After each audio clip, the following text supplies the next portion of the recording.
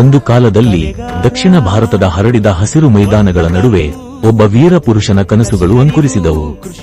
ಅವನ ಕನಸು ಕೇವಲ ಒಂದು ಊರನ್ನು ನಿರ್ಮಿಸುವುದು ಅಲ್ಲ, ಒಂದು ಮಹಾನಗರವನ್ನು ಕಟ್ಟುವುದು.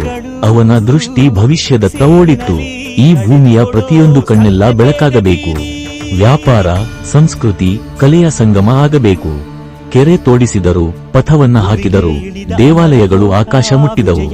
ಇದು ಕೇವಲ ಕಟ್ಟಡಗಳ ನಗರವಲ್ಲ, ಜನರ ಕನಸುಗಳ ತೋಟ. 100 ಮನೆಗಳಿಂದ ಆರಂಭವಾದ ಈ ಊರು ವ್ಯಾಪಾರದ ಕೇಂದ್ರವಾಯಿತು. ಹಳ್ಳಿಗಳು ಬೆಳೆಯಲಾರಂಭಿಸಿದವು. ಸಂಸ್ಕೃತಿಯ ಹೃದಯ ಬಡಿತ ಇಲ್ಲಿ ಧಡಧಡನೆ ತೊಡಗಿತು. ಇವನು ಯಾರು ಗೊತ್ತಾ?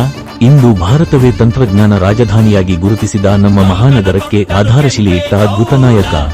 ನಮ್ಮ ಬೆಂಗಳೂರು ಹುಟ್ಟಿಸಿದ ಶ್ರೀ ಕೆಂಪೇಗೌಡ.